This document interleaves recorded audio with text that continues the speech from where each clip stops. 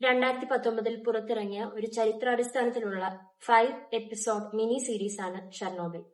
Craig മസൻ സൃഷ്ടിക്കുകയും HBO-യും sky UKയും നിർമ്മിക്കുകയും ചെയ്ത ഈ സീരീസ് 1986 ഏപ്രിൽ 26-ന് സോവിയറ്റ് യൂണിയനിലെ ഷെർണോബിൽ ആണവ നിലയത്തിലുണ്ടായ ഭീകര ആണവ ദുരന്തത്തെ ആസ്പദമാക്കിയാണ് നിർമ്മിച്ചിരിക്കുന്നത്. സംഭവത്തിന്റെ സാങ്കേതിക കാരണങ്ങളും അതിന്റെ ഉടനടി ഉണ്ടായ പ്രത്യാഘാതങ്ങളും ദുരന്തത്തെ നിയന്ത്രിക്കാൻ നടത്തിയ ശാസ്ത്രീയവും ഭരണപരവുമായ ശ്രമങ്ങളും സീരീസ് ആഴത്തിൽ അവതരിപ്പിക്കുന്നു. Jared Haris, സ്റ്റെലൻ Skarsgard, Emily Watson എന്നിവർ പ്രധാന വേഷങ്ങളിൽ അഭിനയിച്ചിരിക്കുന്നു.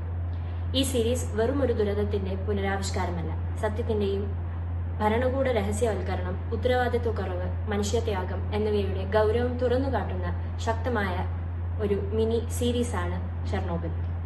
അതിന്റെ യാഥാർത്ഥ്യ സാന്നിധ്യം, ശക്തമായ അഭിനയം, തീവ്രമായ ദൃശ്യാവിഷ്കാരം എന്നിവ കാരണം ഷെർണോബിൽ ലോകവ്യാപകമായി പ്രശംസിക്കപ്പെട്ടു. 1986 ഏപ്രിൽ 26-ന് ചെർണോബിൽ ആണവ വൈദ്യുതി നിലയത്തിലെ റിയാക്ടർ നമ്പർ 4 ഒരു അർദ്ധരാത്രി സേഫ്റ്റി ടെസ്റ്റ് നടക്കുന്നതിനിടെ പൊട്ടിത്തെറിച്ചു.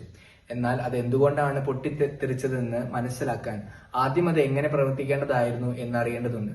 ഈ റിയാക്ടർ ഒരു RBMK മോഡലായിരുന്നു. ഗ്രിഫൈറ്റ് മോഡറേറ്റഡും വാട്ടർ കൂൾഡ് സംവിധാനവും ഉള്ളത്. ഇതിൽ ഇന്ധനമായി ഉപയോഗിച്ചത് യുറേനിയം 235 ആയിരുന്നു. അത് ചെറിയ പല്ലറ്റുകളാക്കി സിർക്കോണിയം എലോയ് ഫ്യൂവൽ റോഡ്സിലാണ് അടച്ചിരുന്നത്. റിയാക്ടറിന്റെ ഉള്ളിൽ ഗ്രിഫൈറ്റ് ബ്ലോക്സ് ന്യൂട്രോണുകളെ മന്ദഗതിയിലാക്കി ന്യൂക്ലിയർ ചെയിൻ റിയാക്ഷൻ നിലനിർത്തി.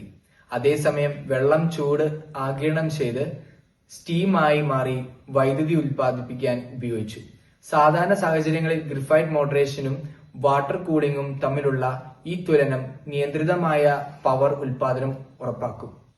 എന്നാൽ ഈ റിയാക്ടറിന് ഒരു അപകടകരമായ രൂപകൽപ്പന വിശേഷണം ഉണ്ട്: പോസിറ്റീവ് വോയിഡ് കോഎഫിഷ്യന്റ്. അതായത് വെള്ളം സ്റ്റീമായി മാറുമ്പോൾ പവർ കുറയേണ്ടതിന് പകരം വർദ്ധിക്കും. സേഫ്റ്റി ടെസ്റ്റ് നടക്കുന്നതിനിടെ ഓപ്പറേറ്റേഴ്സ് പവർ അപകടകരമായ നിലയിലേക്ക് ഉയർത്തി. കൂടാതെ പ്രധാന സേഫ്റ്റി സിസ്റ്റംസ് പ്രവർത്തനരഹിതമാക്കി. തുടർന്ന് എമർജൻസി ഷട്ട് ഡൗൺ ബട്ടൺ അമർത്തുമ്പോൾ ഗ്രിഫൈറ്റ് ടിപ്സ് ഉള്ള കൺട്രോൾ റോഡ്സ് ആദ്യം റിയാക്ടിവിറ്റി വർദ്ധിപ്പിച്ചു. ചില സമയങ്ങൾക്കുള്ളിൽ പവർ നിയന്ത്രിതമായി ഉയർന്നു. അതിന്റെ ഫലമായി ഒരു സ്റ്റീം എക്സ്പ്ലോഷൻ ഉണ്ടായി. പിന്നാലെ ഹൈഡ്രജൻ എക്സ്പ്ലോഷനും ഉണ്ടായി. റിയാക്ടർ കോർ പൂർണ്ണമായി നശിച്ചു. ശക്തമായ കണ്ടെയ്ൻമെന്റ് സ്ട്രക്ചർ ഇല്ലാത്തതിനാൽ കത്തുന്ന ഗ്രഫൈറ്റ് വലിയ അളവിൽ റേഡിയോ ആക്റ്റീവ് വസ്തുക്കൾ നേരിട്ട് അന്തരീക്ഷത്തിലേക്ക് വിടുവിച്ചു. ഈ ദുരന്തത്തിന്റെ പ്രത്യാഘാതങ്ങൾ വേഗത്തിലും ദാരുണവുമായി പ്രകടമായി. പൊട്ടിത്തെറിയിലൂടെ അയോഡിൻ 131, സീഷ്യം 137, സ്ട്രോണ്ടിയം 90 കൂടാതെ പ്ലൂട്ടോണിയം ഗണങ്ങൾ പോലെയുള്ള ഉയർന്ന നിലവാരത്തിലുള്ള റേഡിയോ ആക്റ്റീവ് ഐസോടോപ്സ് വായുവിലേക്കും മണ്ണിലേക്കും വെള്ളത്തിലും വ്യാപിച്ചു. 2 തൊഴിലാളികൾ ഉടൻ മരിച്ചു. തുടർന്നുള്ള ആഴ്ചകളിൽ 28 ഫയർ ഫൈറ്റേഴ്സും പ്ലാന്റ് ജീവനക്കാരും അക്യൂട്ട് റേഡിയേഷൻ സിൻഡ്രോം മൂലം മരിച്ചു.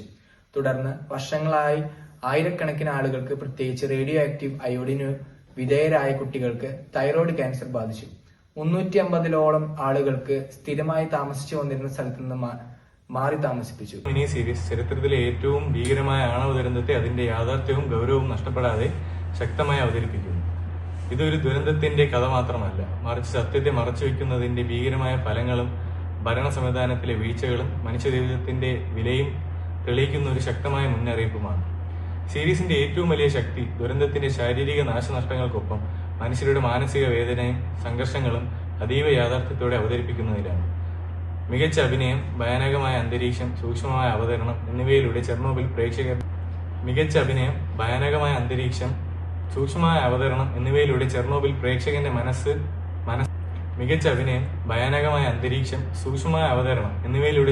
പ്രേക്ഷകന്റെ മനസ്സിൽ ദീർഘകാല സ്വാധീനം സൃഷ്ടിക്കുന്നു.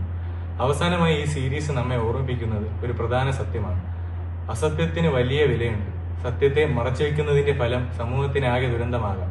അതിനാൽ ചെർണോബിൽ ഒരു ചരിത്രകഥ മാത്രമല്ല, ഭാവിക്കുള്ള ശക്തമായ പാഠവുമാണ്. Thank you.